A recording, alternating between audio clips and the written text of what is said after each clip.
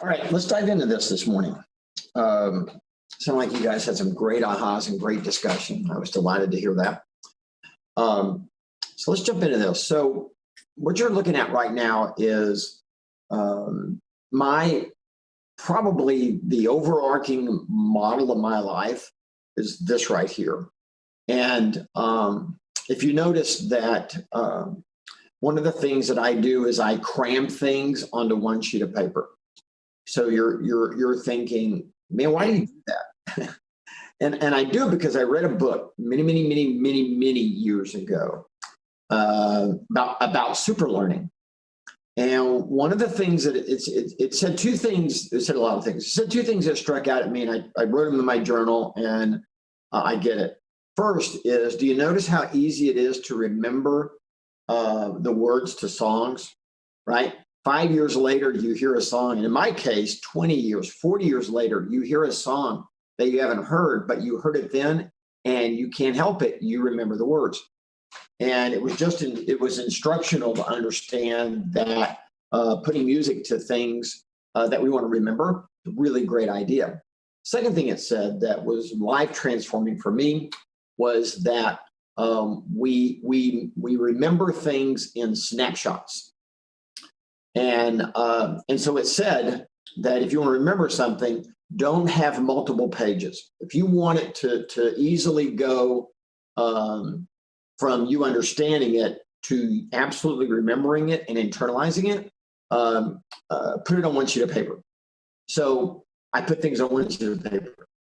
And that, of course, and I put it in a graphical format, in a picture, if you will, which is why everything has an element of graphics to it. It's only there because that's now a picture for me. And every one of these graphics, if you look at them, you'll notice that I use squares, rectangles, arrows, and circles. And I do that, and I just mix and match it. In my life has a unique set of graphics that is like a photograph. And I can literally go from here to the board right here, and I can draw it for you, right? Because it's here.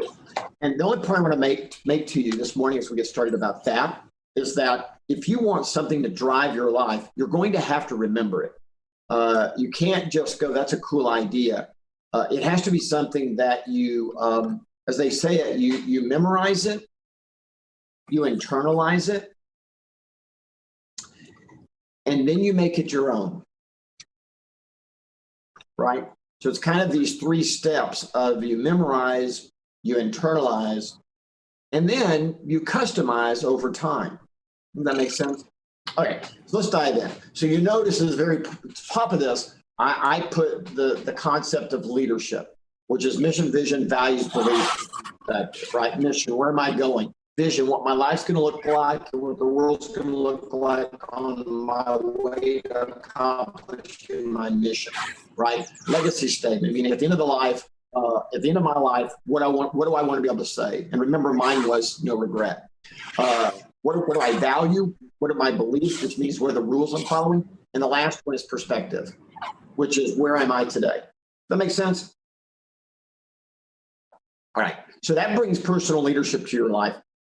And it aims a direction. Remember yesterday, and I'll just recap this that we talked about, and that is do not worry or fret about this. If it takes you longer than a few weeks to do a first draft of this, you are stressing out and making this way too complicated. You should put something down, and then you should try it on. And over time, it'll morph as you think of it as like a tree with ornaments. And you're going to put things on it, and you're going to take things off. So this is a tree for you, and you're going to hang your mission on there and see if it sticks. If it doesn't, you take it off. You're going to hang a vision for your life. If it doesn't stick, you don't take it off. Does that make sense? You're going to put your values on there, and then see what sticks and what doesn't, right? And you're going to mix and match them, right? Anyway, that's what that is. So that drives your life. Then based upon that, now that you know who you are, because remember, if you haven't made a decision about who you are, it's that old saying that if you don't stand for something, you'll fall for anything. And I think that's actually a true statement. If you don't know who you are and what you value, what are your rules of engaging others and living in the world, if you don't understand that or have a sense of that, how do you make decisions? How do you know what you should do or shouldn't do? Right? And then you get into, well, I just do what feels good. And by the way, there's nothing wrong with that, except if you're trying to maximize your life and the life of the people around you, that one won't do it. So remember again, just breathe when I say this. There's no right or wrong about any of this. There's just not. This is all about maximizing your life's potential. That's all it is. Imagine if you were, forget about yourself for a second, and imagine that you're with someone you really care about, and you were talking to them, and your goal was to try to help them have the best life they could have. Would you say, just do whatever, man? It's cool, whatever. Well, shouldn't I care about these things? No, you shouldn't care. It doesn't really matter. Whatever you want to do is fine, man. You'll be fine. Life will be fine. That'd be horrible advice, by the way. That would almost be irresponsible. If you were a parent, we would call that child abuse. That is not accurate. History says that's not accurate. So here we go. We have a sense of who we are. And this is just a formula. Mission, vision, values, beliefs, and perspective is just a formula. It's a starting place, because many people say, well, how do I define who I am? Or what, how do I get started doing that? So this is nothing more than a formula. It's not right or wrong. It's just a formula. Like we talked about, built off of the story, A Christmas Carol, right? Using that as a basis to pull this out. All right. So then we take who we are, and now we go start living our life. And I'm going to make an argument to you that there are 6 areas that you have to bring discipline until you build a habit. So let's talk about habits and disciplines. So let's talk about what a habit is. So a habit is something that you repeatedly do, and repeatedly do it without you having to tell yourself to do it, remind yourself to do it, make yourself do it. In other words, it's a habit. And and by the way, our lives are defined by our habits as much, if not more than anything else. Now, I want you to think about this for just a second. When you wake up in the morning, did you actually read a book and study and research what side of the bed you should sleep on? No, you didn't. You found a spot, felt good. You've been sleeping that way ever since. It's a habit. When you wake up, the first thing that you do every morning, did you actually think about it and go, in my life, when I get up, the first thing I'm going to do is I'm going to blank. When you go in the shower, did you actually think about it? Or did you just go in the shower and start washing something? And then over time, it became a habit, so that's how you do it. When you get ready in the morning, you now have what you call a routine. But I want you to realize it's a habit. And the question is, did you think it through, or did you just work your way or stumble your way or experiment your way into a way to get ready in the day? And we could go on and on and on about this, but you'll begin to understand. Think about this for a second. The way you're sitting right now, did you go study that? Do you know how to sit in order to for your spine to be okay, your back not hurting over time, and that you maximize your ability to absorb knowledge by the way you sit? Or you just sit the way you sit? What do you think? By the way, we all sit the way we just sit. And the point, though, is that's a habit. And the point I'm trying to make is it's a habit that you didn't say, what if I was going to live the greatest life possible, how would I sit? You'd have never asked that question, most likely. So the way you sit is just the way you sit. And by the way, when you're young, you don't realize this, but when you cross 50 years of age, if you live that long, you'll begin to realize that how you sit determines your health. And you'll go, oh my gosh, why didn't anyone tell me that there's a right and a wrong way to sit? Why didn't they talk to me about that? Yeah. There's so much to tell each other. We just forget sometimes to mention everything. But my point to you is that you're an accumulation of habits. If someone says hi to you, your response is the question, what would be the best way to respond to people that would help lift people up and make sure they had a better day? Or do I just go, however? You see my point? So, by the way, I do not think you should examine everything in your life and go through and go, okay, I'm making a checklist, right? Everything I do every minute, I need to check off on that. Not at all. No, I'm gonna argue right now that there are broadly 6 categories, and there are 18 habits that will determine 80% of your happiness and productivity in life. Okay, and that's it. So what's the word discipline mean? So discipline is a forced habit. So discipline is what you bring to something when you haven't made it a habit yet.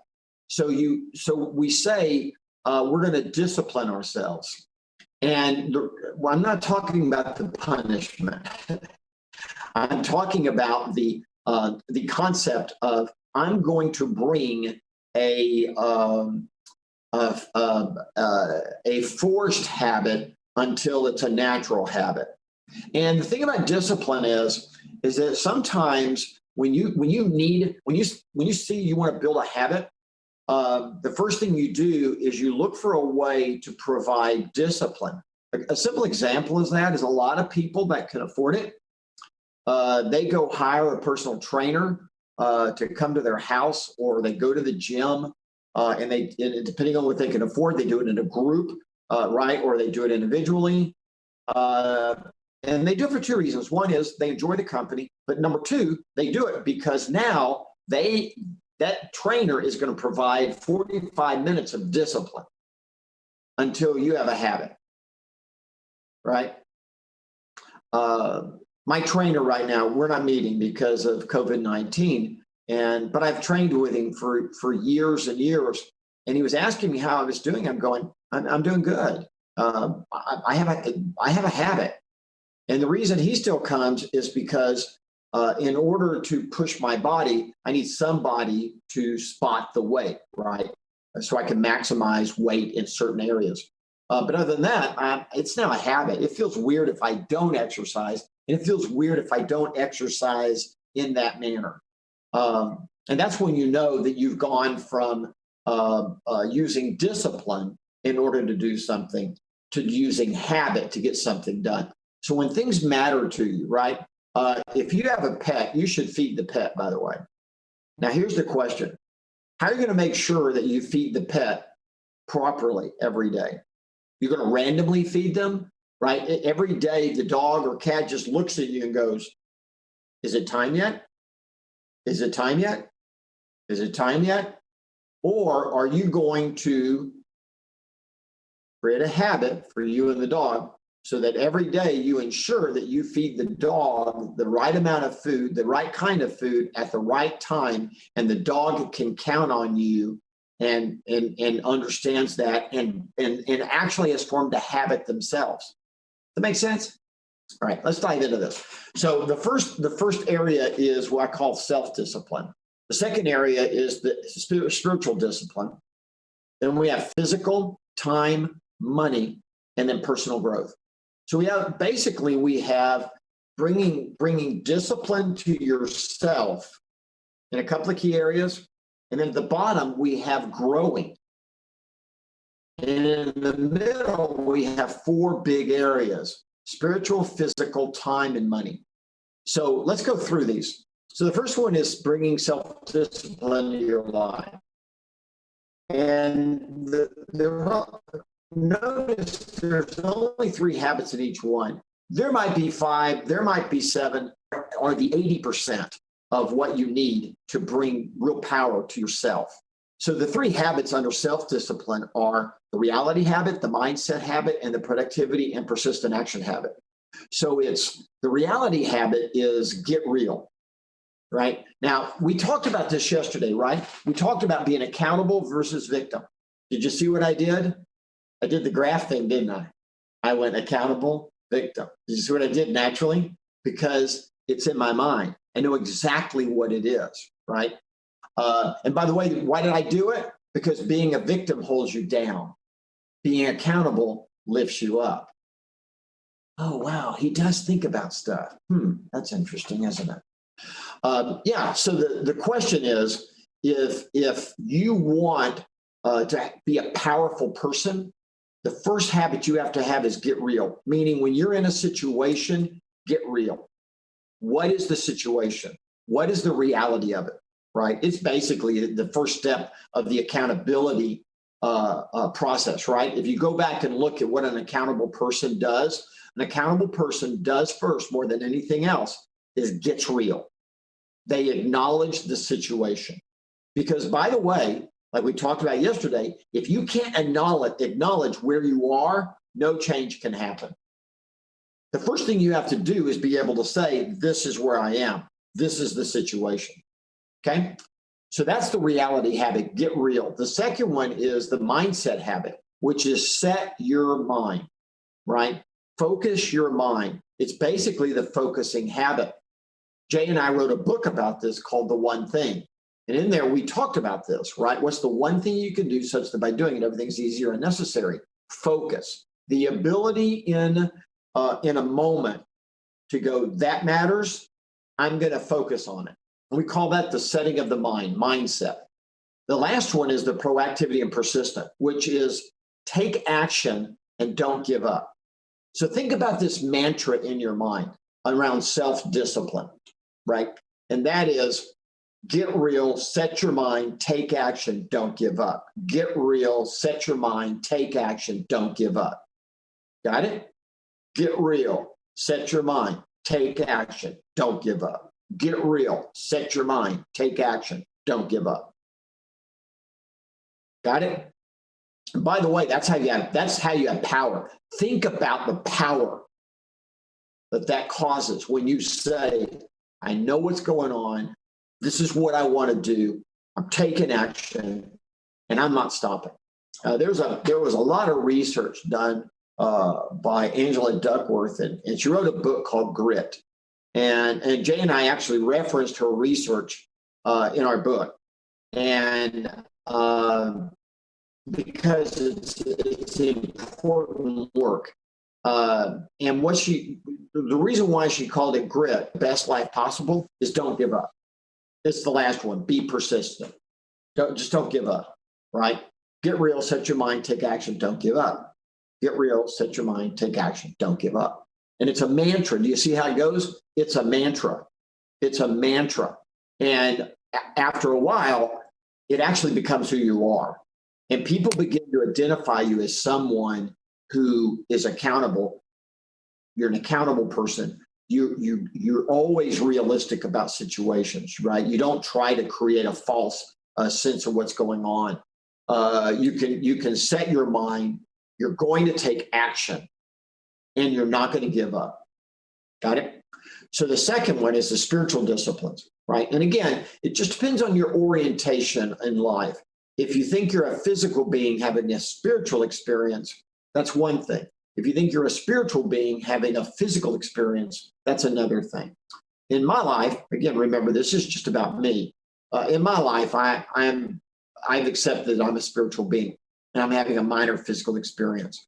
So for me, the spiritual habits are the authority habit, prayer, meditation, and thankfulness and gratefulness. So think about that for a second. Did you invent yourself? Did you create yourself? Because if you did, by the way, I would really like you to take the screen over and tell us how you did that. I'd really like to know how you brought yourself into being. All right, because that's a stupid statement, Gary, because you didn't do that. You did not bring yourself into this world.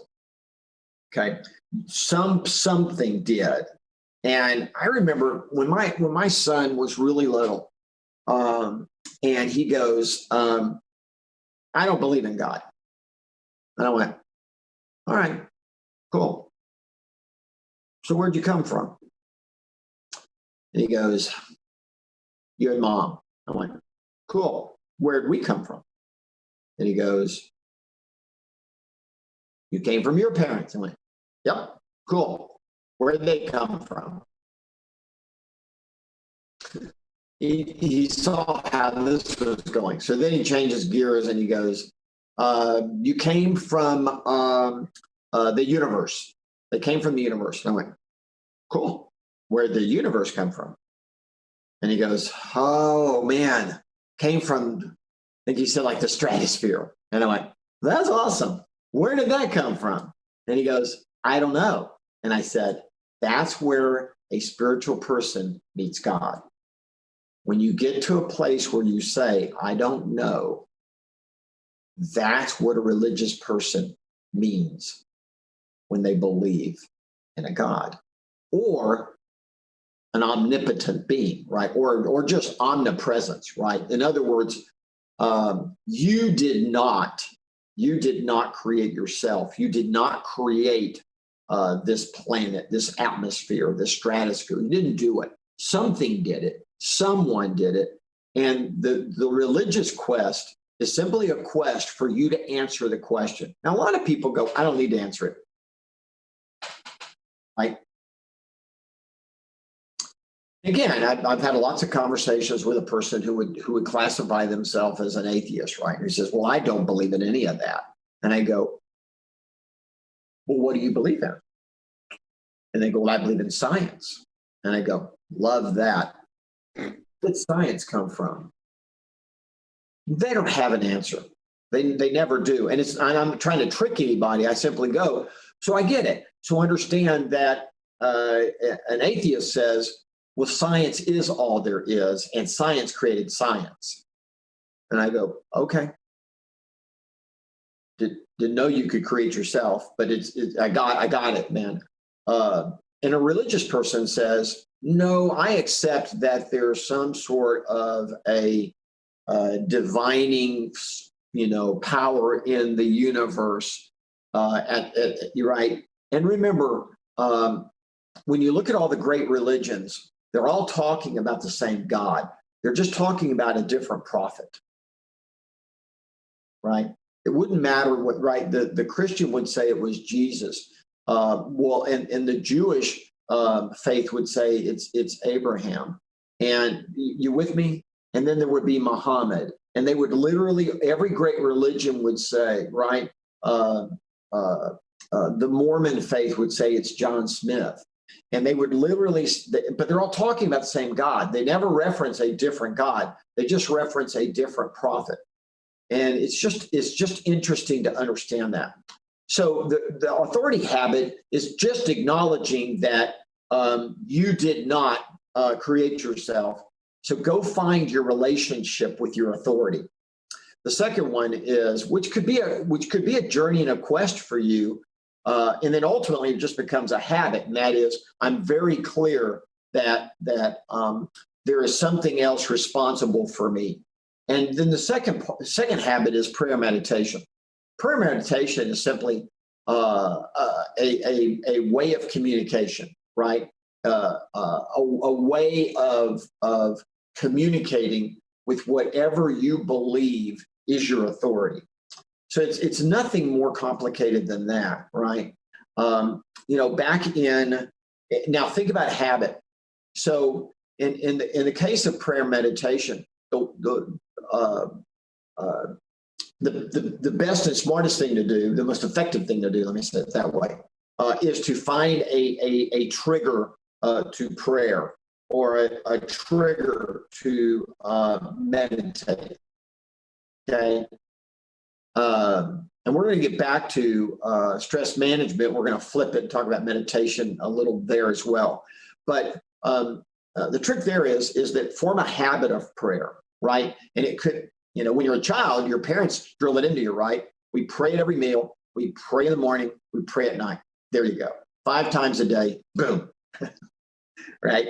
And every religion and every individual within a religion ultimately develops a sense of the rhythm of their life in how they communicate with whatever it is they believe is their authority. And it's no more complicated than that. And the last one is thankfulness and gratefulness.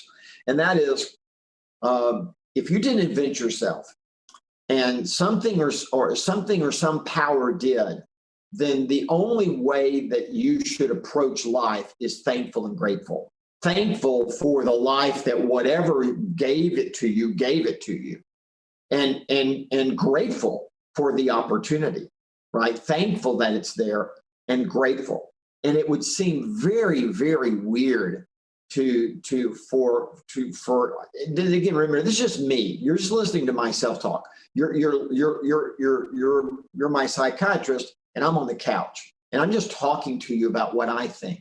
But I find it very interesting that a person would choose to have an authority in their life, but then have no way of communicating and no sense of thankfulness and gratefulness. And by the way, when you take that thankfulness and gratefulness and you go out into the world, it changes who you are. It changes your spirit, right? It changes how people receive you, okay? It's very, very different when you're that way.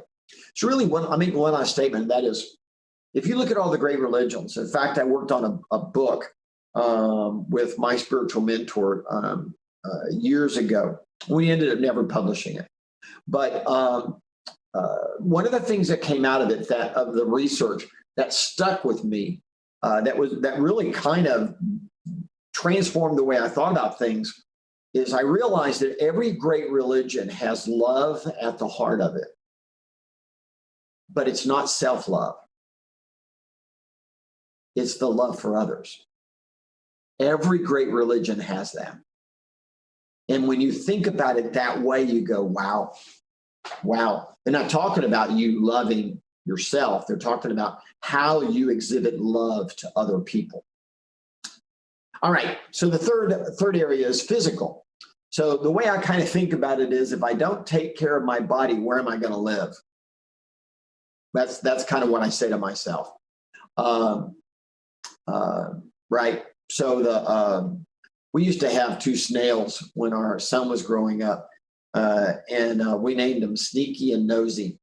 And Sneaky and Nosy had what we call a body, and it's actually a shell, and they live within that shell. And if you take the shell away, they die. And I want you to think of that analogy for the rest of your life. And that is, you have a soul, you have a spirit, and it is housed inside of a body. How you take care of that body will determine how you experience life. Okay. So there are three habits if you want to maximize your body's potential. Remember, we have DNA, and our DNA is not something we created. And our DNA is a real force of right. It's a real force in determining the journey of our body, that we don't have control over that. We were given this body, and we were given the DNA in this body, and then we go from there. So when you see people that look a certain way, you got to realize that they were given something to work with, and they either grew that into something better, or they grew, or they didn't, and they let it fall apart. There was a young man when our son was growing up. They were good friends with our son, and man, he as a teenager, man, he just had a natural six-pack. I mean, he was, and all the dads would go, man, when he goes and plays a professional sport, we're all going, we want a piece of that action, right? Because everyone just presumed that given that body, that he was going to go do something athletic. Today, he's an overweight accountant. No sign of a six-pack anywhere. And by the way, this is neither good nor bad. I don't say that with any energy. I just simply point out that he was given something natural, and he did not tend it, and he didn't develop it, so it went the opposite direction. And that's just kind of the way it is. And there's nothing we can, that's just the way it is. So there's three areas. Number one is nutrition, and that is what you put in your body. What do you feed your body? And the analogy that runs in my mind constantly is this analogy that you wouldn't put sugar in your car tank, would you? Your car requires a very specific kind of fuel that if you put it in there, your car runs beautifully. If you don't put it in there, your car doesn't run at all. Everybody get that? Why would your body be different? Your body is a lot more complex of a machine than a car, which means your car, your body, in order for it to function at a high level, actually requires a very, very specific fuel. And when you mess with that, when you're young, you don't really experience it. You don't get it. Later in your life, you'll look up and go, why didn't someone tell me that I should do that, that I should pay attention to that? Okay. So I'm telling you, you should pay attention. Now, let's go through these. So the first one is nutrition. Nutrition isn't complicated. You've now gotten into my head a little bit, so you know how I think. So when for me, I actually didn't think about nutrition. When I got out of college, every morning my breakfast was a little carton of milk and a ding dong or a zinger. You probably don't even know what those are, but they're really good. Think of a delicious cupcake that has nothing healthy in it, that has nothing but probably 30 grams of sugar. That's what I have for breakfast every day. I didn't think about it. I'd never been exposed to nutrition, wasn't raised about it, never thought about it. Till one day, I was mowing the yard in my 30s, and my back gave out on me, and I fell down. And actually, for a period of time, I couldn't get up. Drank a lot of water. Finally, got up the next day. My back is just searing, and I go to a doctor, and they help me rehab it. And then they say, look, you're going to have to go exercise your core. It's actually your stomach that protects your back.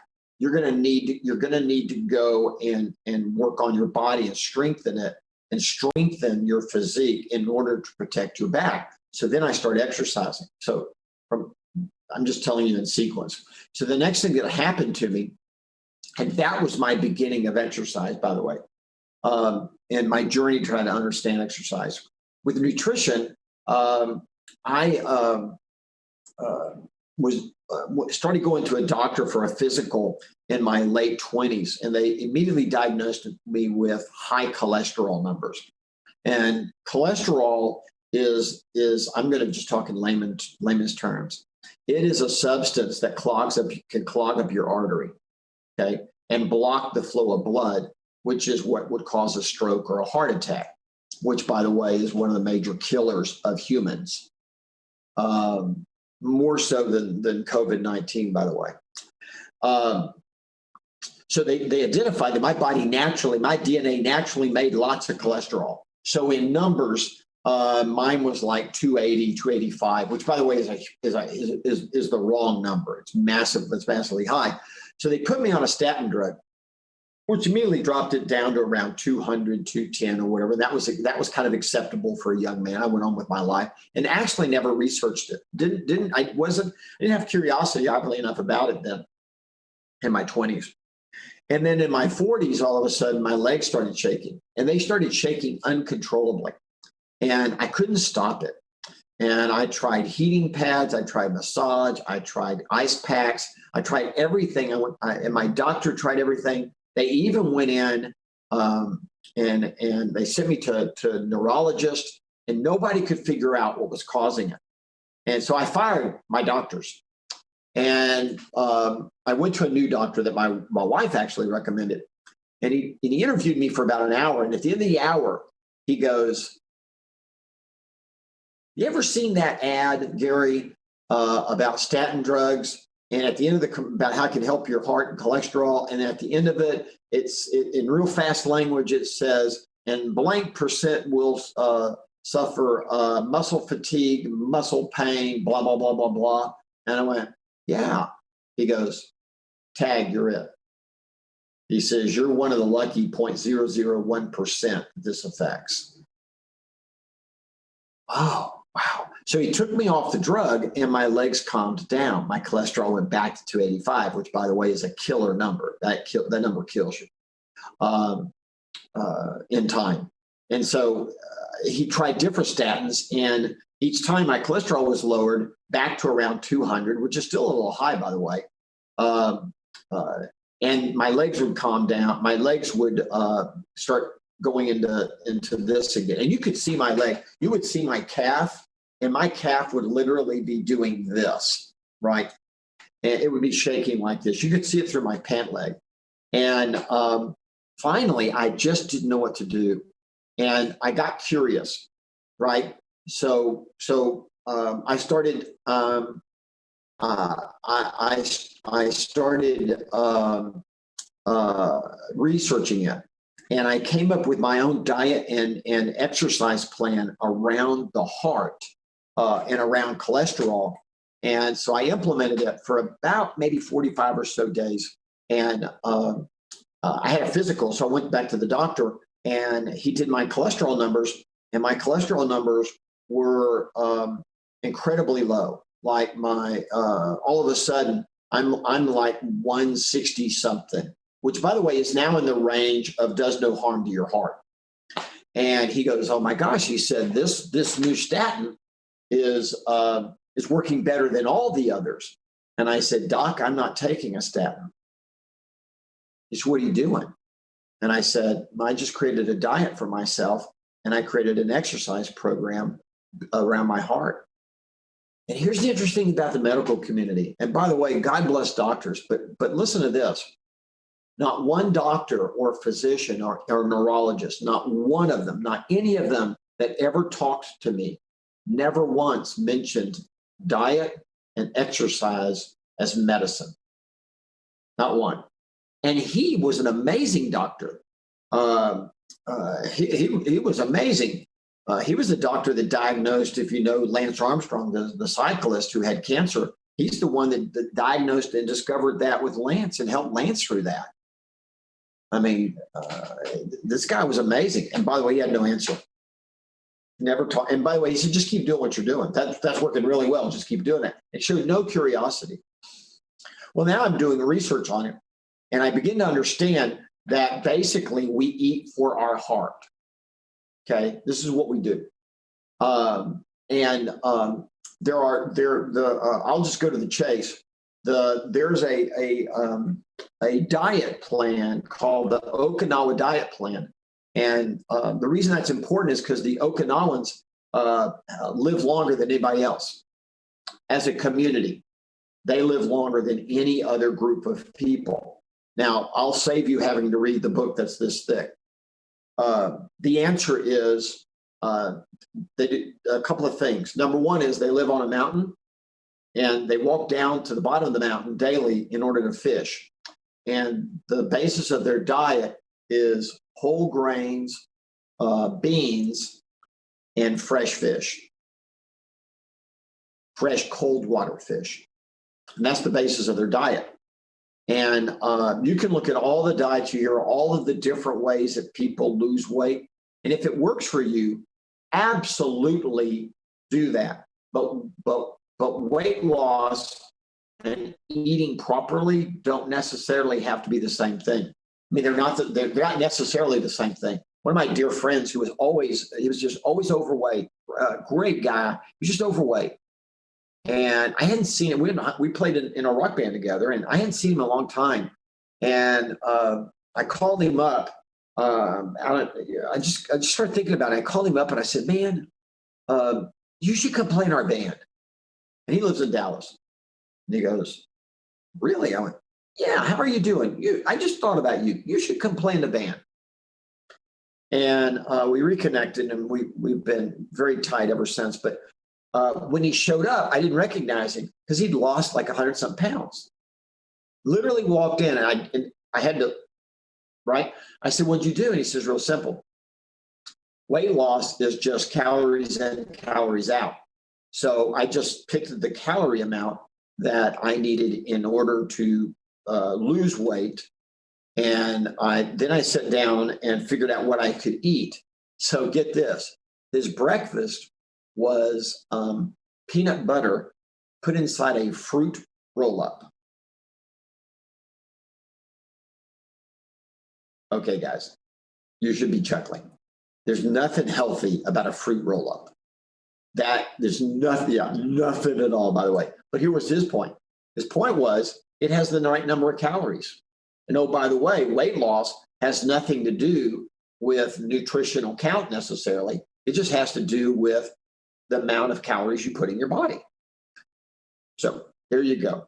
So from a nutrition standpoint, here, think about it this way. A vegetarian diet, the Okinawa diet is called pescatarian, fish, right? It's called a pescatarian diet. So it's a vegetarian diet that then has cold water fish attached to it. You could just go vegetarian. A lot of people say, my body only works when I eat meat. So here's what you do. If that could be true, by the way, I want you to hear this. That could actually be true.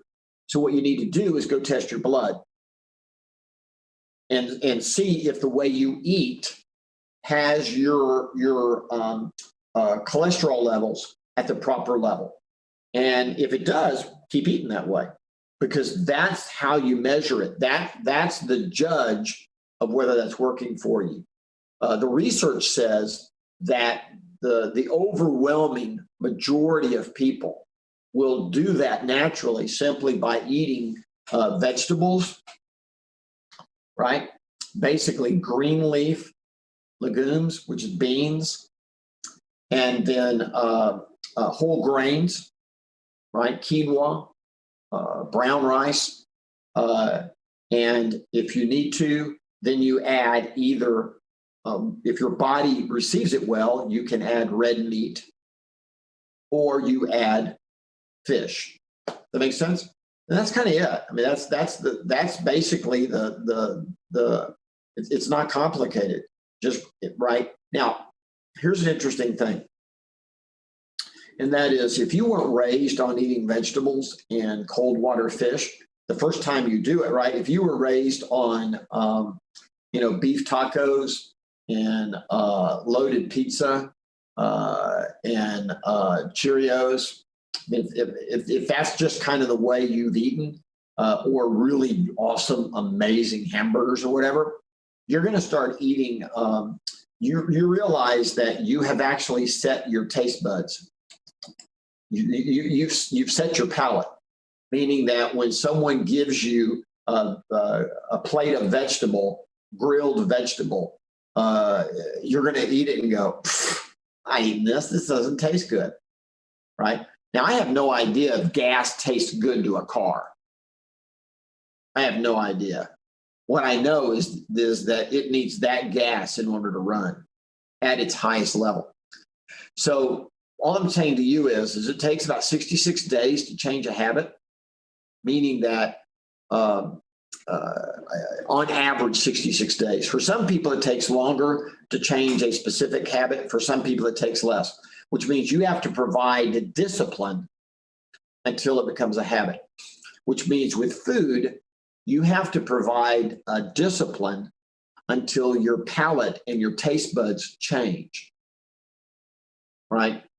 And if you don't, then you'll just keep rejecting it because you haven't given it long enough. I will tell you that people that think about this. Do you have a food that you love that you actually you go, you know what? I'm really feeling like a blank. We all do, right? We all have that. I really want this. Understand that that's because you built a habit around that. So that's now what your body wants, and it's what your body enjoys because you've trained it to do that. You do understand that you can undo that, and that is just start eating something else. And about 60 to 70 days later, you won't be craving what you used to crave. You won't, by the way. You will literally start craving the new thing, whatever that is, right? So that's kind of the nutrition, just vegetarian, right? You're eating for your heart, right? And then you can add meat if your cholesterol handles it, or you can add fish if your cholesterol handles it. And that's kind of it's no more complicated than that. Exercise is just as easy, and that is men and women that live over 100, on average, exercise 45 minutes a day. 45 minutes. Now, for cardiovascular, the trick is to figure out what your heart rate zone is, and then at minimum 20 minutes a day, exercise in that heart rate zone at that speed. So I want you to think about this. This right here is, just think of this tube that I'm forming with my hand as an artery that carries your blood. When you exercise at the same pace every time, your artery flows the same amount of blood through the artery. Does that make sense? And when you do that, the artery becomes rigid because you never change its shape. Your body never forces it to change shape. When you raise your exercise level to your target heart rate zone, which means, right, that you're now pumping a lot of blood, what you want to do is you want to do, what's the word? It's intermittent, right? So you do like 3 minutes fast, 1 minute slow, 4 minutes fast, 1 minute slow, 5 minutes fast, 2 minutes slow. You see what I'm saying? And what you're doing when you do that, I want you to think about it, is your arteries doing this.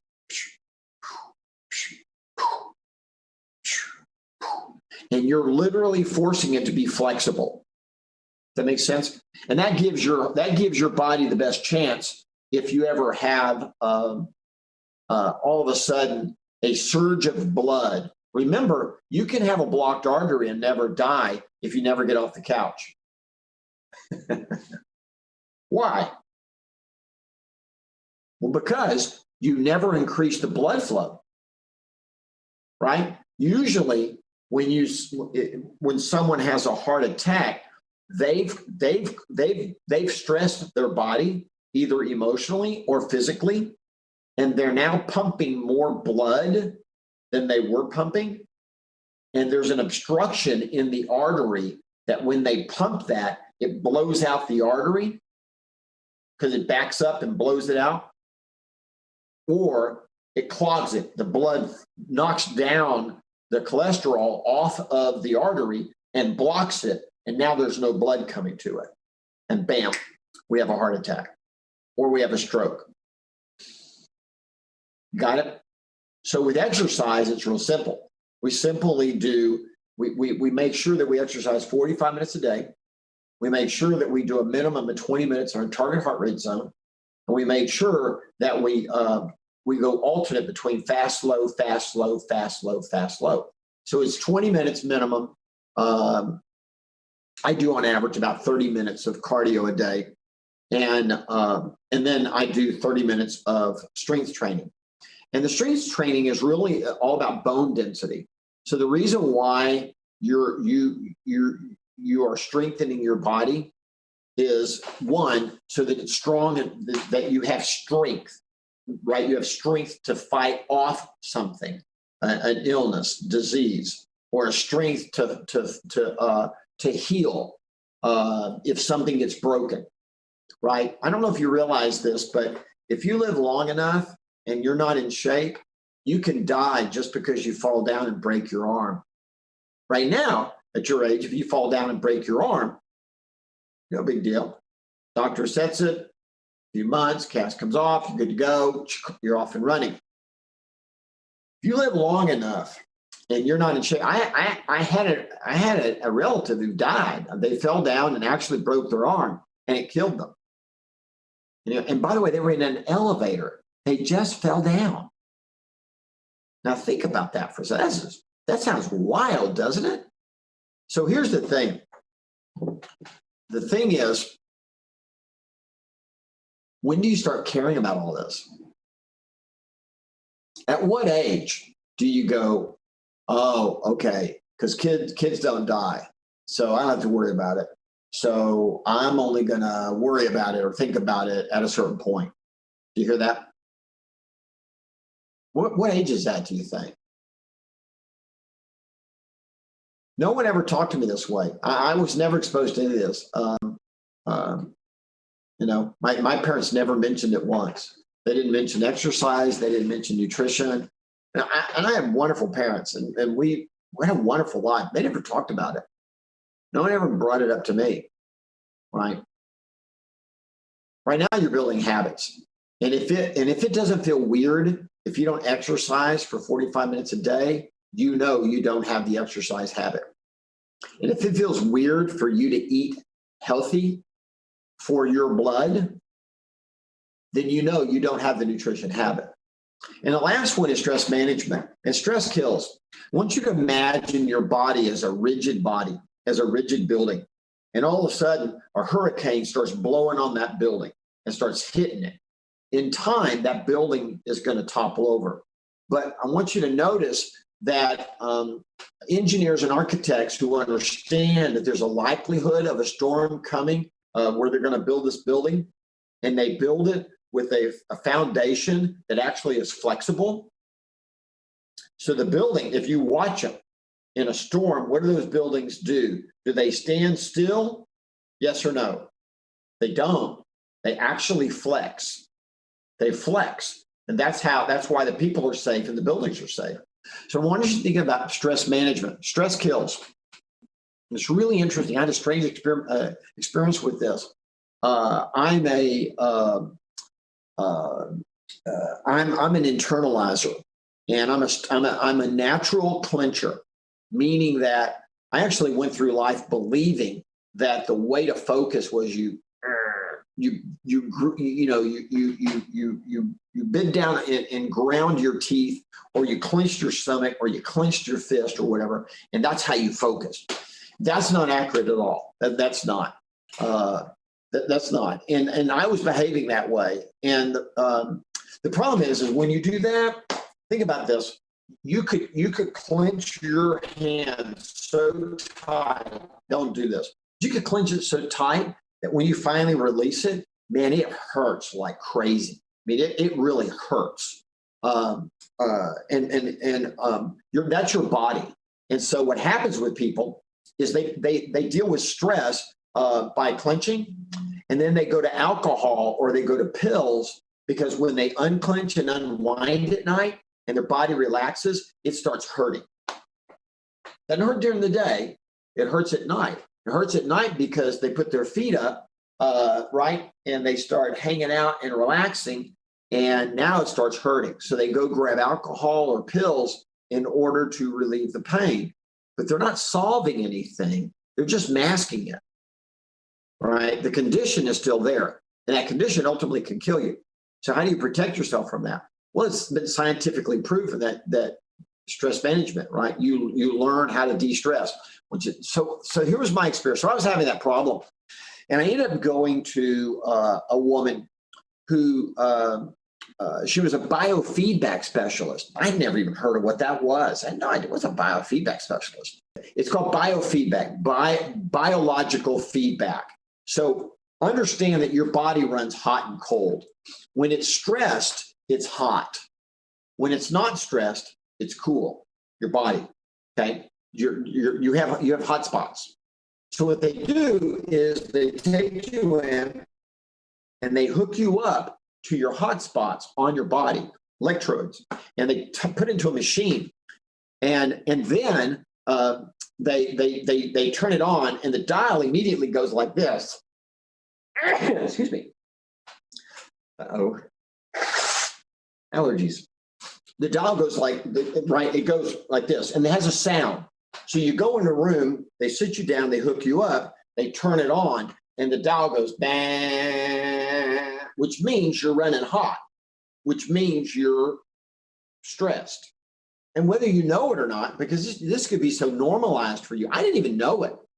I'm sitting there, and she turns the machine on, it's going bang, and I go, I feel fine. She goes, you're stressed. And I go, that's so weird. She goes, yeah. So what I'm going to teach you to do is turn the machine off with your mind. And I went, what?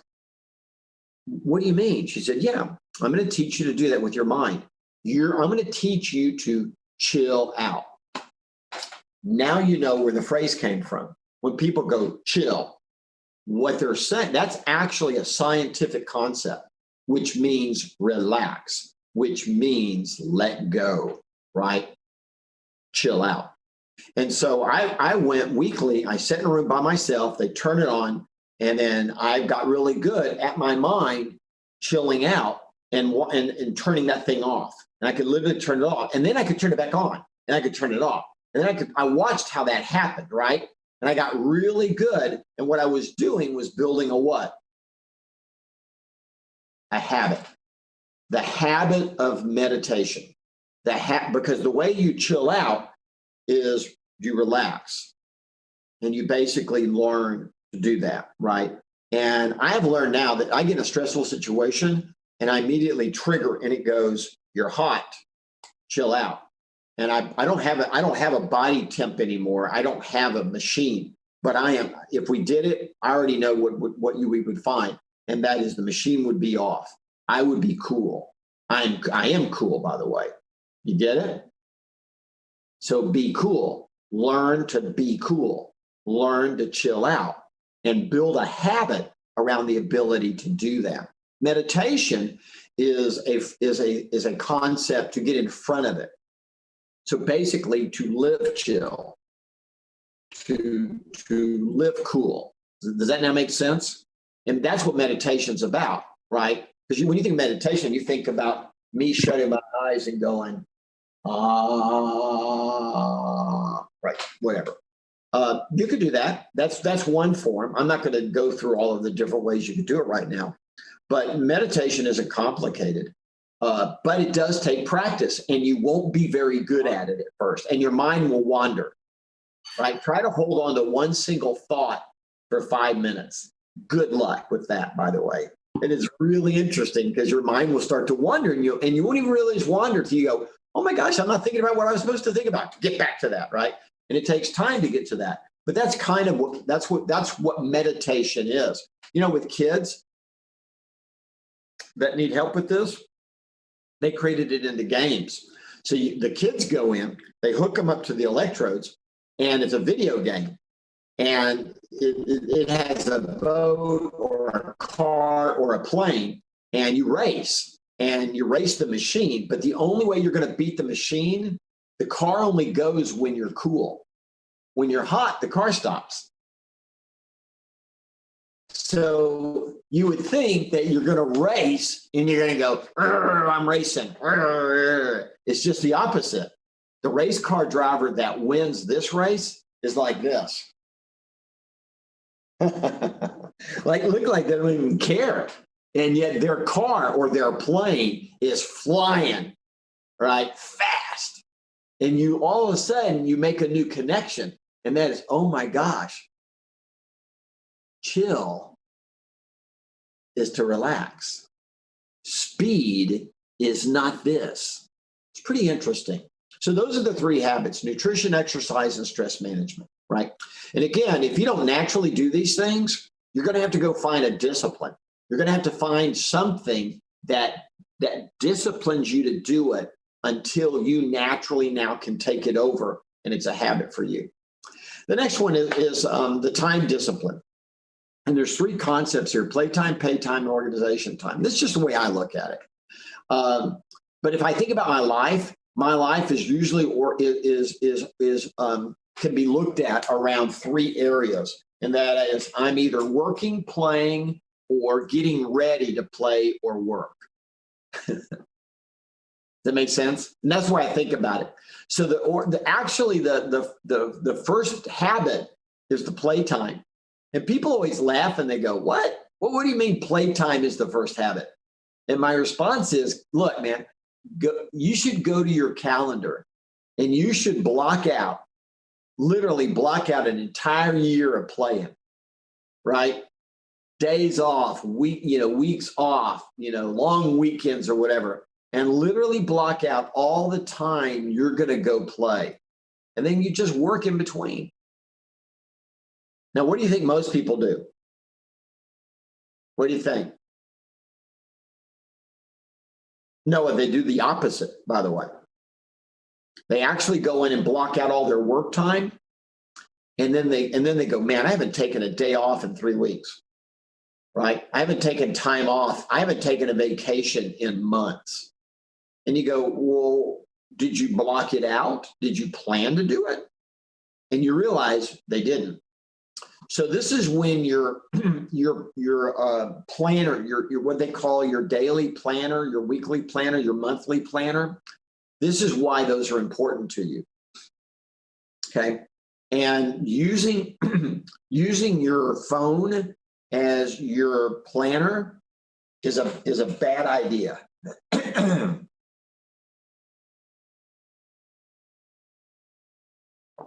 I know. Once you realize that just because they've invented something and it's convenient doesn't mean that it's best for you. Sorry. So let's think about that. Let me tell you a story. I was coming back from, I was in Vegas, and I was coming back, and I was early to the gate, and there's only one person standing at the gate. And as it was Southwest Airlines, and when I got closer, I went, that's Larry Bragg. Now, Larry, by the way, was the lead singer at the time for a band, a really amazing band called Tower of Power. It's an awesome band. And I knew Larry. I had just seen Larry about 3 months ago perform. So I introduced myself. I said, hey, I don't want to bother you. He was just standing there. But I'm a big fan. And by the way, I looked down just to confirm it. He had a tag on his briefcase that said Tower of Power. So I knew it was Larry, right? And anyway, he was, he was impressed, and we had this conversation about his band and wife and all that. And I said, and he loved Austin, and he used to live in Austin, and we started talking about all the things he'd done in his life, and he brought up one of my favorite artists, a guy by the name of Kenny Loggins, and I said, whoa! I said, Kenny is actually playing in Austin at this little bitty theater, like in a month. And actually the concert sold out because I'm the one that produced it. So, but I could get you in if you'd like to come hear him. And there's only 300 people in the audience. He said, man, I'd love to do that. Let me check my calendar. And he gets his phone out, and I couldn't help myself. And I went, oh no, you've gone to the dark side, man. What are you doing? He said, what do you mean? I said, okay, stop. I said, now there's my backpack on the ground, right? I want you to put your phone down and put it in your briefcase. When I say go, I want you to get your phone, and I want you to check it to see if you're available on that date. And I'm going to reach in and get my paper calendar, and I'm going to do the same thing. And we're going to have a quick draw, and let's see who wins. So we both went 1, 2, 3, go. I picked mine up, opened it up, and went bam. He's still over here doing this, right? And I went, stop, you're embarrassing yourself. I said, now here's the other question is, what are you doing 4 days later at 3 o'clock? And he's doing this. I go, stop. I already know. I said, ask me any date, any time, anywhere. Just ask me. And he asked me, and I go, that. I said, here's the thing. I said, you should never make a time decision in isolation. You should actually have a vision of a minimum a month at a glance. If you could do a year at a glance, that would be amazing, right? Because you'd literally be able to look at your life, and you would be able to see the play time, the pay time, the organization time. You'd be able to see, right? You'd be able to see it all, and you would realize where you're putting your energy. When you use the phone the way most likely most, if not all of you use it, you have no sense of how much time you're actually spending doing certain things. You have no real sense of it. Whereas if it's paper, I got it. I see it, right? It's all there. I know exactly, right? And I can see just at a glance, I can immediately see how much time I'm spending doing this or that, right? How much time I'm spending with my family or my friends, or right, that sort of thing. And one of the things I love is as you know, I love music. So and I love to go to plays, right? So I started early in my life. I started subscribing to the theater or whatever, and got season tickets, right? And then there were a couple of clubs and small venues, and I just subscribed to them as well. And I got all the tickets. And then I just go to my calendar and I just put in all these concerts and all these shows, and I put in all these plays, right? And I always bought a minimum of 4 tickets. Sometimes I buy 8, right? If I really like the artist or something. But I buy that, and then I'm forced to go find friends or someone to go with us to see this stuff.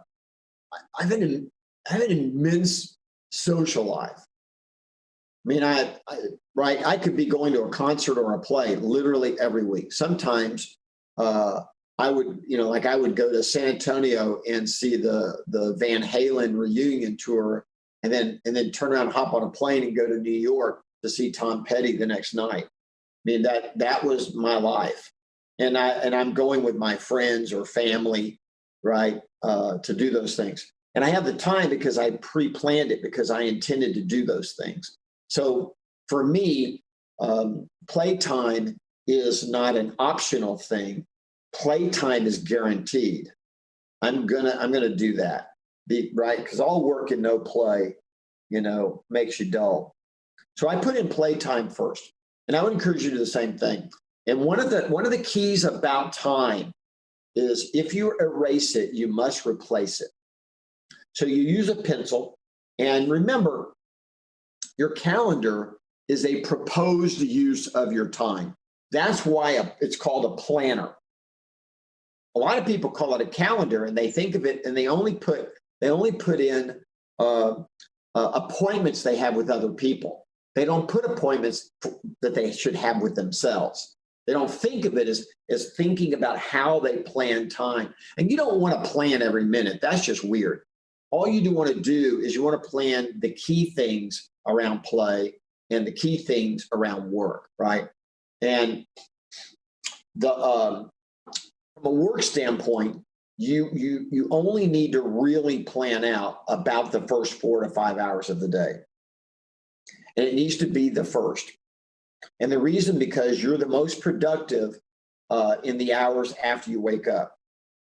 And I wrote about this in the One Thing, but willpower is not on will call. And when you wake up in the morning, you have the most willpower, meaning you have the power to will yourself to do something. The second you start making decisions, what am I going to have for breakfast? What am I going to do this? What am I going to do that? Your willpower is just like the battery power on your phone. The green bar starts getting smaller, right? The number of bars start getting less. We don't realize because we can't see it. We don't have a monitor on us because, oh, my willpower is going down. But it is, by the way. And the only way that you get it back is to replenish it. Take a nap, eat something, relax for a while, and get your energy back.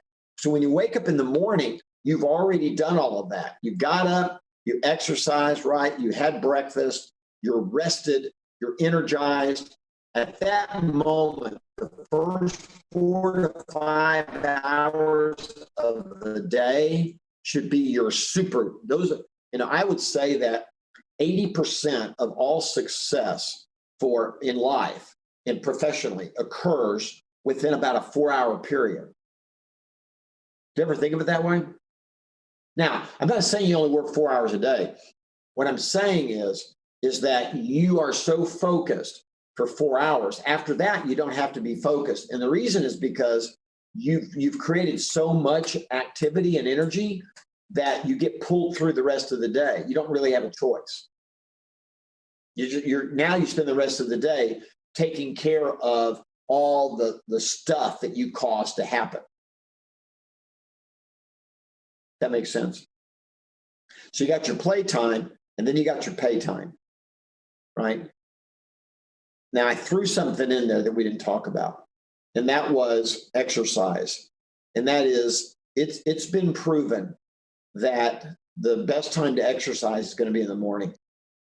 And here's the reason why, is because your calendar is always free in the morning, right? Early in the morning before the rest of the world is up and at 'em, your calendar is free, which means you can guarantee that you can blot it out on your calendar, never to be interfered with for the rest of your life. You try to do it at 5 o'clock, you try to do it at 6 o'clock, you try to do it at 8 o'clock, what are you going to discover? Well, that's when, after work, isn't that when you're playing? Aren't you out playing? Aren't you going to concerts? I mean, aren't you going to the movies? Aren't you going to do stuff? The answer is yes, right? Sporting events or whatever, which means that you will not be able to blot out and always exercise every day if you try to do it at the end of the day or during the day. Can't do it. Life will interfere. The only thing you can control is from the time you wake up until about noon. So what we want to do is we want to always exercise in the morning. And we want to get to work as soon as we can. Now, again, we all have obligations, right? Whether it be pets or whether it be family, we have obligations. No problem.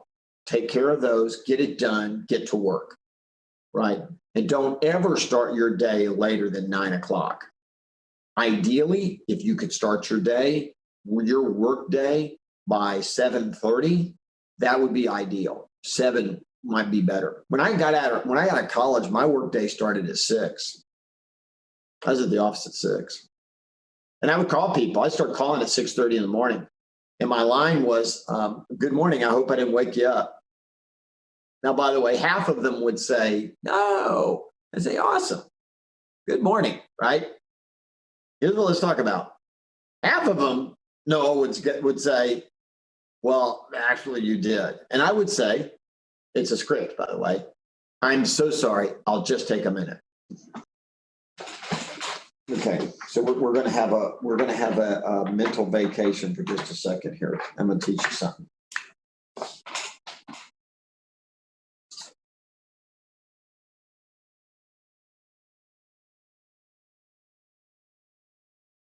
A lot of people, okay. Yeah. So this is the no-yes continuum. And this is a model that I studied and then internalized back in my 20s. When someone says no to you, can you explain to me? Now, this, by the way, this is absolutely no, and this is absolutely yes. So when someone says no to you, how do you know if it's an absolutely no or it's so close to yes, they're almost at a yes? How do you know? By the way, if someone says yes to you, how do you know it's an absolute or it's almost on the verge of being a no? How do you know?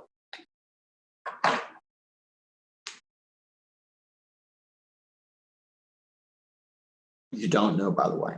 The answer is you don't know. That's right. You ask further questions. That's exactly right, which is why they teach you in communicating with people, you just ask. And if someone says yes, you just keep asking, right?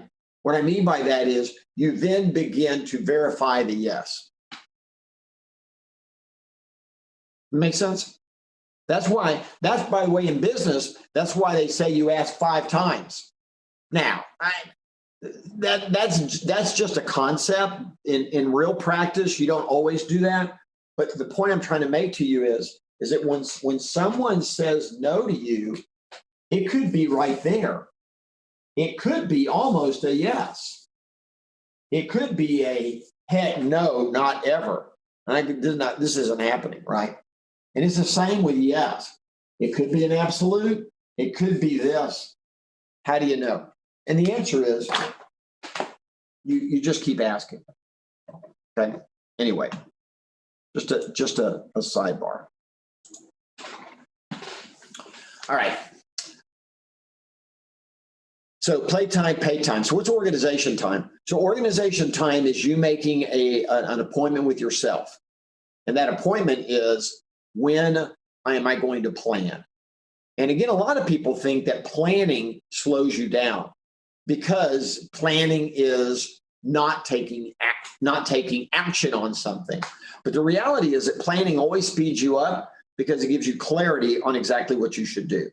So you should block out time every week for the rest of your life to sit down with your calendar and look at it and ask yourself, does this work for me? Does this make me happy? Am I doing enough of the things I love, right? Playtime. Am I doing enough of the things professionally in order to move forward, to help people, provide value, and get paid accordingly? By the way, did you ever read a book called The Defining Decade? I was looking to see if I had a copy somewhere. Write this down. There is a book called The Defining Decade. I don't see a copy of it here. So what is that? The defining decade is the first 10 years after your last formal education.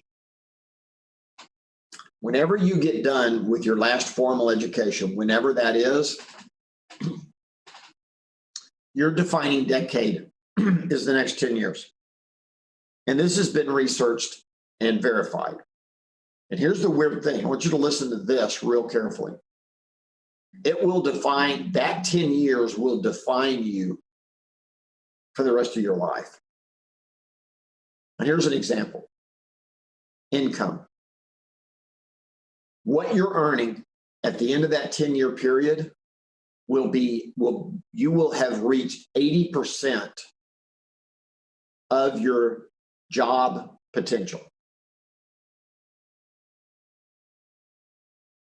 Meaning 10 years after your last formal education, you're making $50,000 a year. You're probably never going to make more than 60 or so. Did you hear that? And that's not my opinion, by the way.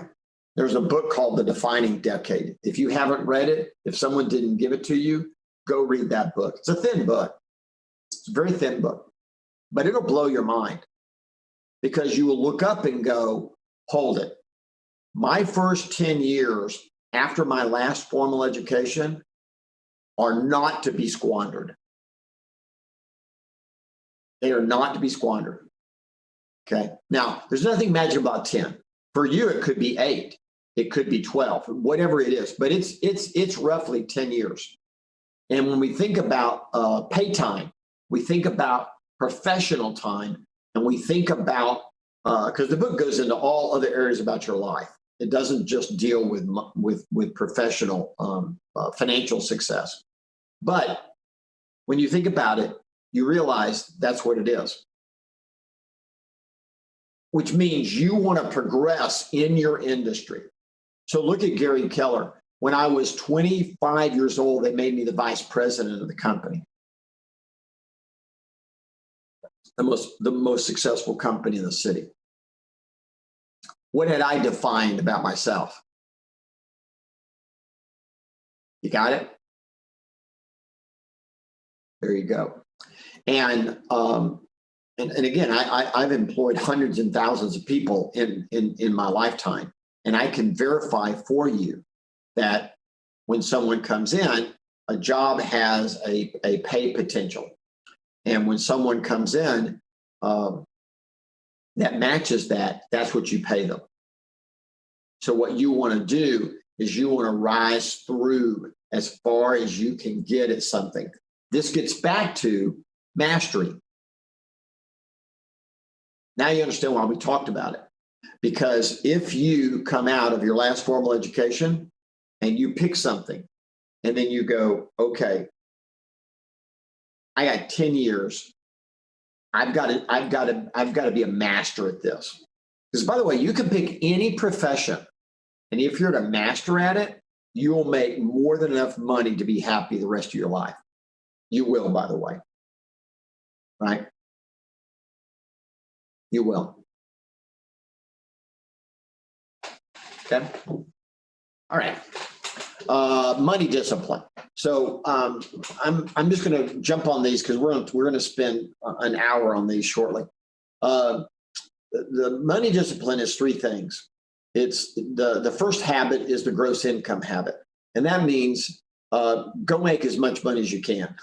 Go master something, right? Go master it, because when you master something, you will always earn the maximum amount of money. You will get paid an inordinate amount of money compared to others doing the same thing because you're just really good at it.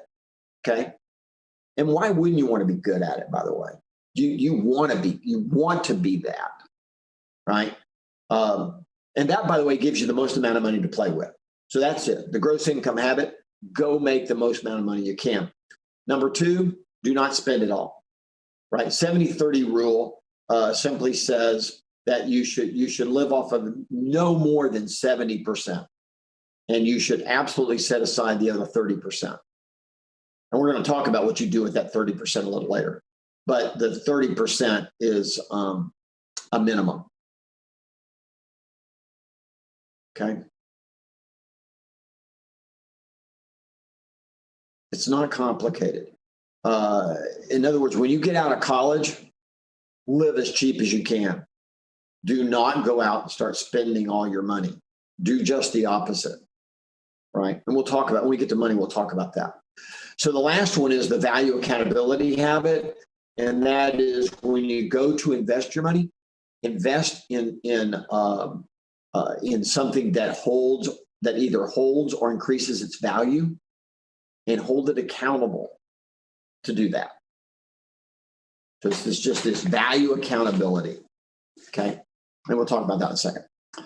The last one is growth discipline. And there's three things. One is called your unique ability. And this gets back to mastery. All right. I'm going to go back to give me just a second. Okay. So I want you to think about this.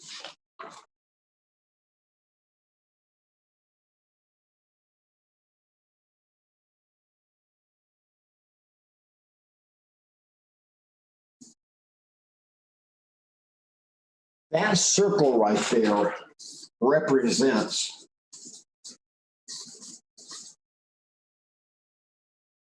your unique ability. In other words, that is what you do better than anything else. Now, I want you to master that. I want you to become a master craftsman. I want you to literally get as good about that as you possibly can. Okay? That's what I want you to do. Now I want you to think about this. I'll change colors here. When you start doing things here or here or here that are away from what you do best, do you think you do these things as well as that or not as well? Not as well, by the way. So I want you to think about that. Your highest earning potential is right there, and your highest happiness in what you do is right there. Does that make sense?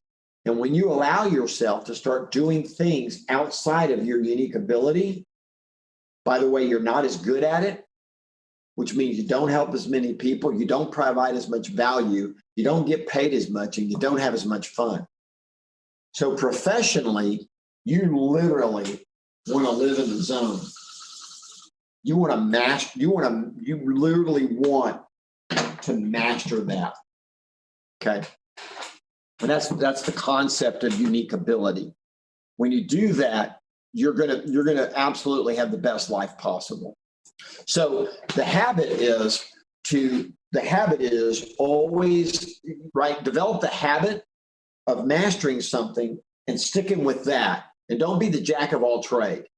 ask yourself, what's the thing that makes whatever profession you've chosen, what is it I have to master? And that's what you go do. That makes sense? Now, the second one is the leverage habit. And that is, in order for you to be able to do more and more. So if this is what you're a master of, and you think about an 8-hour workday, how many hours should you spend doing that? How about 8 hours? Okay. Now, your challenge is the world will try to pull you away. So what you want to do is you literally want to get good at this as fast as you can so the world doesn't pull you away. Then you implement the leverage habit. And that is you start paying people to do other things for you. You start getting people to do, you already do that now. I mean, you live a leveraged life now, right? I mean, you didn't wake up this morning and actually sew your clothes before you wore them. You didn't make these clothes, right? If you got in a car, you didn't build the car. You didn't build the house or the apartment that you're living in, did you? I mean, you didn't literally go out and grow the food that you ate. So you already lead a leveraged life. You already barter your money for people to do things for you. If you can grab that idea and understand you're already leveraging your life, and you can apply it back to your unique ability to make sure that you're either playing or you're doing that. You're either playing or you're doing that, right? When I got married, Mary, she had this expectation that I should be a handyman. And I just, nothing about that appealed to me. And one day the toilet broke and she gave me the toolkit, and we hadn't been married that long. And she had an expectation I was going to go fix the toilet. And I said, okay. I said, I'm no good at that. And I don't even want to do it. Now I can go do that. Most likely I'm going to break it or something because I'm just not going to slow down to get it right because I don't like doing it. So there's a chance it's not going to work out well for us.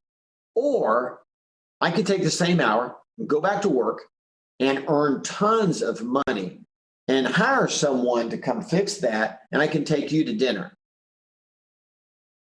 Now, you want me fixing the toilet or you want to go to dinner? Your choice. Now, interestingly enough, of course, we went through this period a little bit over that, but she ultimately discovered I wasn't lazy. I just had mastered this idea. Right? I'm going to drive this home. By the way, the world will not agree with you. The world will try to pull you away. The world is not organized for you to be the master of anything. It is not. Right? You go to a job, they're going to give you a job description. They're going to tell you all these things that you have to do. In real estate, because they don't give you clients, the number one thing that you master is finding clients that will work with you. That's what you do. And the real estate agents that master that one thing dominate the industry. They dominate it. Those are the ones that make the most amount of money, right? Yeah. I met with a real estate agent earlier this week, and he made $6 million last year. That's a lot of money. He's in his mid-30s. And it's all because he mastered lead generation, mastered it, dominates it. It's just amazing, and does it in 11 states. And I went, wow, that's so awesome, right? The last one is the new capacity and repair, capabilities and repair. And all that means is you just need to have the habit of asking the question, is there something new I need to learn? Is there something broken I need to fix? And get in the habit of being aware of that, and and that applies back to everything on this list, right? Just like the self-discipline, right? Get real, set your mind, take action, don't give up. That drives it that way. This drives it the other way. That makes sense? Awesome. Let's do this and we'll take a break and then we'll come back. All right. So this, by the way, I'm going to go back before we get here. I'm going to go back and make one last comment about time management. Okay. Here's the I just want to leave you with this thought. I teach time management and have been teaching it for, golly, almost feels like almost 40 years. I don't know why I got good at that early, but I got good at it. And in my classroom, I'll ask my students this question. I'll say, I have a question for you. Are you following the $25,000 a year income time management system? Are you following the $50,000 a year? Are you following the $100,000 a year? Are you following the $500,000 a year? Are you following the million? Are you following the 100 million? What are you following? Invariably, every student, when asked this, will go, I don't know. And then I come back and I go, well, I can tell you. And they go, how's that? Well, how much money do you make?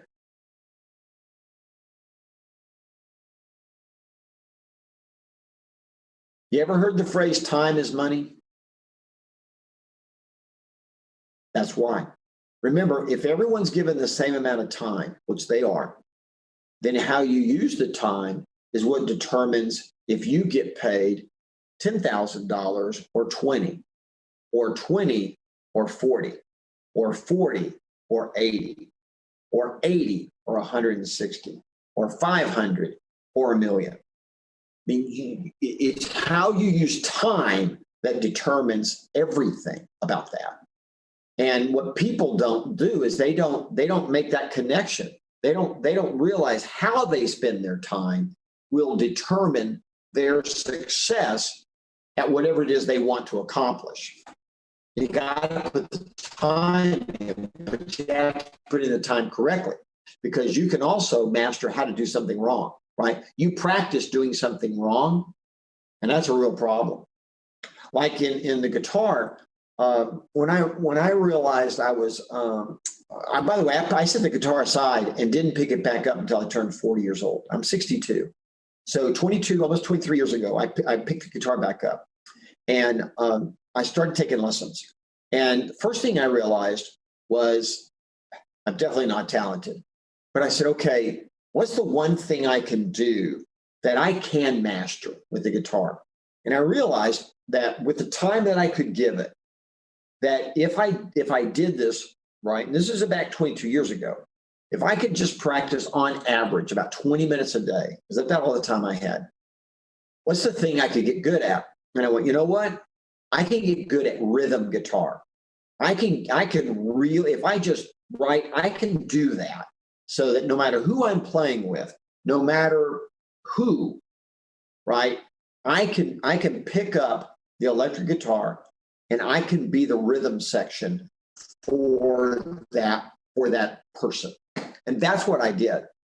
And what I realized, though, is you have to practice what it is you want to perform, right? In other words, here's another analogy. If you wanted to be a quarterback and all you did was throw to a stationary person the ball back and forth, you might get really good at that, but that is not the game of football. So you have to practice throwing in the game of football. You can't practice it in a non-football game situation. Does that make sense? Okay. So at the end of the day, how you use your time matters, and it will determine eventually. It will determine your professional success and your financial success more than anything else, right? You just got to put in the time. All right. So a lot of people don't think about this, but I want you to write this down. No one succeeds alone. No one succeeds alone, by the way. No one. And what do I mean by that?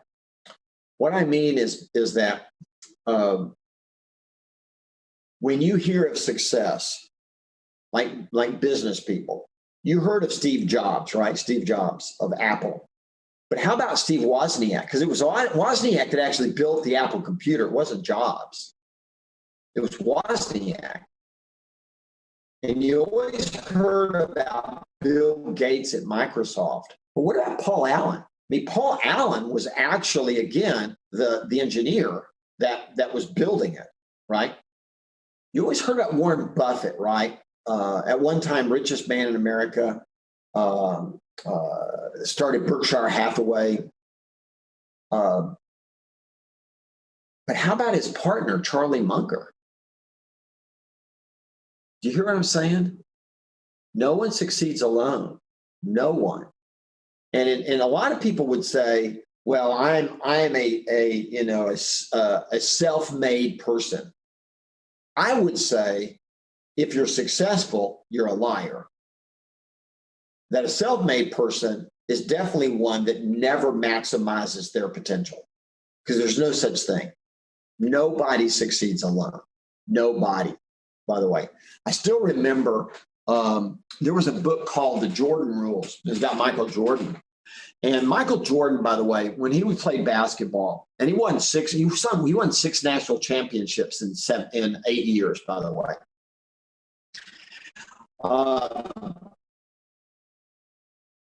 It was an amazing feat, right? He would hog the ball. He was an amazing player too. So him hogging the ball usually had a good outcome. But his teams were not winning championships. And the first championship season, the coach of that team, they got a new coach. His name was Phil Knight. And Phil Knight put together a montage of one of the first playoff games. And it was a split screen. On one side, it showed Michael, whenever Michael Jordan had the ball, there were always 2 or 3 people on him trying to stop him. And then it showed they had on the team the number 1 shooter when his feet would set. They called him a set shooter. So he was in fact the most successful set shooter in the NBA at that time. Most successful one. And they showed him always standing by himself out on the court when Jordan had 2 or 3 people on him, and he was just doing this. He was running around going, give me the ball, give me the ball. And the coach never said a word. He just showed him that film. And by the way, the first championship that the Bulls won was won on a shot by which guy? Jordan or the other guy? The other guy. And that was the beginning of Michael Jordan learning how to play really successfully with other people. You get it?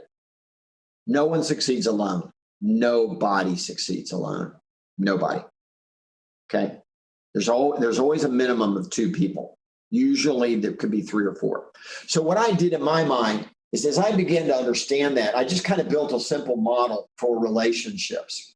So this is what it says, and it says a wealthy person's 5 key life relationships. So the first one is your mentors and role models. And notice I just literally pulled out the key areas of your life: spiritual, physical, personal, career, if you own a business, and financial. So career and business would be your professional life, and then financial. And you should have role models in every one of those, right? You should have that. Spiritually, you should have a mentor role model. It could be your rabbi, it could be your priest, it could be your minister, it could be whoever. And it doesn't actually have to be a living person. It could be Buddha. It could be whoever you want to be your guide. Okay, it doesn't have to always be a living person, right? Physical, right? So in physical, my hero and the person that I modeled my physical life after, by the way, I don't look like him, but is that guy right there, Jack LaLanne. Jack LaLanne, go researching. He was the man, right? He was the first exercise TV show. most of what the early day, he was the first guy to franchise gyms. He was the first. I mean, you ever heard of the Jumpin' Jack? Jack LaLanne, by the way. And Jack LaLanne, when science said eat meat, Jack LaLanne was a meat eater. When science said go vegetarian, Jack LaLanne went vegetarian. And Jack actually became like the king of juicing. So you can go, actually, he's passed away. His goal was to live to 100. He died at 96. He worked out the day before he died of natural causes. Right. The question, and I only have this as a reminder, I only have this in my office as just a reminder that Jack LaLanne was awesome.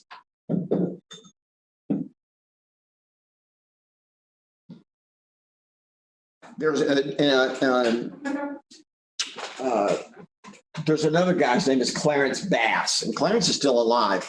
And Clarence is the kind of the person, the living person that I look at now.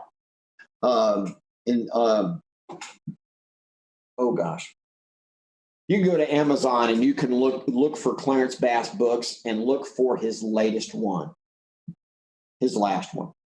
I won't tell you about Clarence Bass, but he's amazing. He was a lawyer that discovered that he didn't like practicing the law, so he became what's the word? Exercise journalist. He became a journalist, if you will, and also used his body as an experiment to see what you could accomplish with a body. That's pretty remarkable. Anyway, who's your personal mentor and role model about how you live your life? Who's your professional mentor and role model? Who's your financial mentor and role model? And I told you the story of Michael Allen. I wrote about Michael in my second book, The Millionaire Real Estate Investor, because I actually had never talked money with anyone. I went through a 4-year college degree. They never talked money. None of that. And I came out and, I just kind of did what I observed my dad do. And I started having breakfast with my friend, who, by the way, was a financial advisor and investor. And it completely changed my world. We'll talk about some of the things I learned in a second. But I promise you, no one succeeds alone. You should have mentors and role models in every category. The second one is the person you determine wealth for. Okay? The person that you determine wealth for, meaning everyone sends money to somebody. We all work for somebody at the highest level, right? And even if you're a publicly traded company, you work for the board of directors and for the stockholders. Everybody works for somebody. And make sure that when you interview for a job, that you interview them, not just let them interview you. One, by the way, that they'll be impressed that you're interviewing them, right? But number two, you're not doing it for show. It actually matters. How do they treat people? How much money do people make? How happy are they, right? Does that make sense? Yeah. And it's a big deal. I cannot emphasize enough. You should make sure, because that person could be going someplace, that person could be going no place. And you don't want to hitch your wagon to someone that's not going somewhere.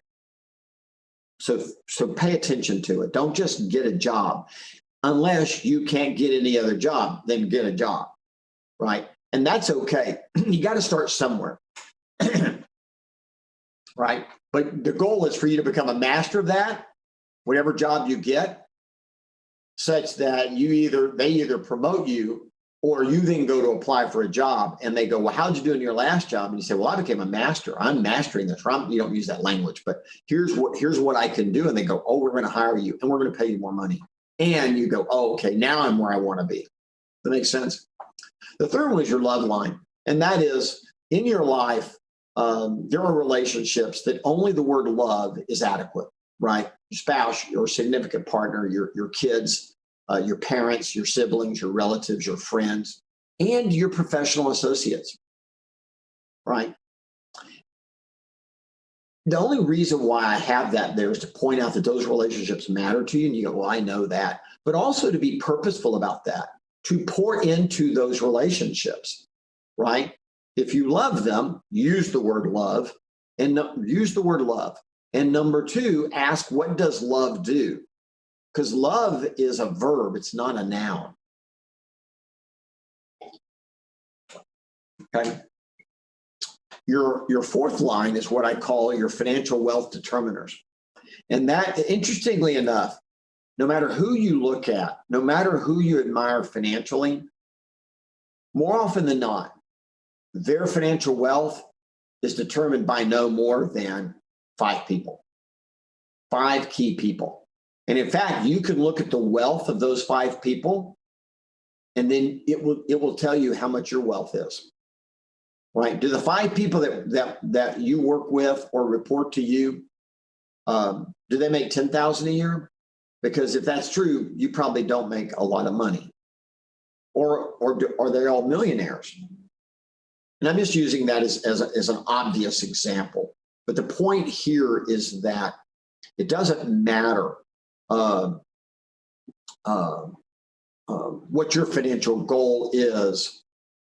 The 5 people that contribute to your success, and let's say that you're in a company and there are 5 people that you identify, and there usually is never, it could be 3 or 2, but it's usually no more than 5 that actually make you successful or not, right? Because you may be a programmer, or let's use that as an example. Well, you're not the designer or the engineer. There's a group of people that will ultimately determine the ultimate success of your coding.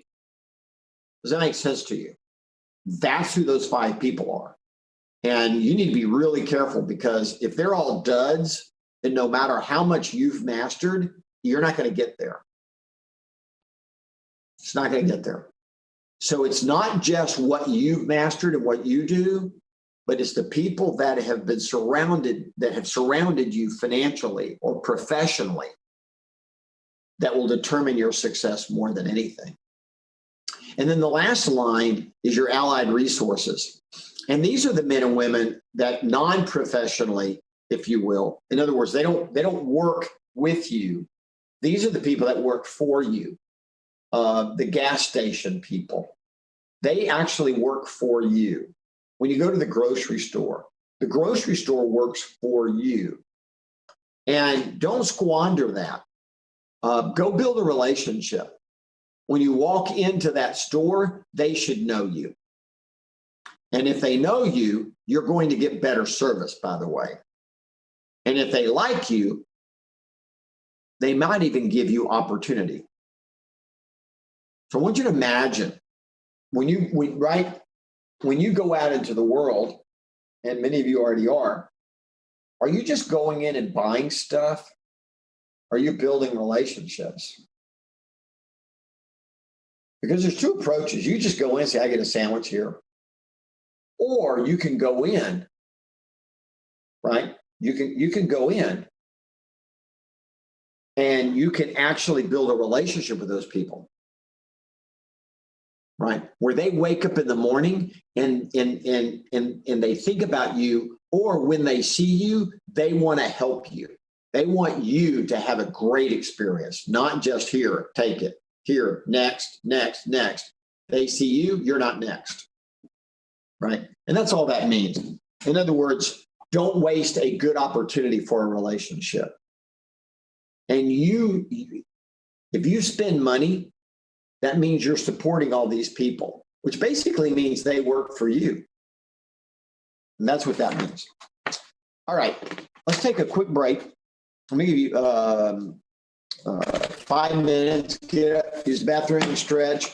And we're going to talk about, we're just going to stay on this page. We're going to talk about goal setting, and then we're going to move to money. All right, so get up, stretch, run around the block, grab something to eat. I'll see you in 5 minutes.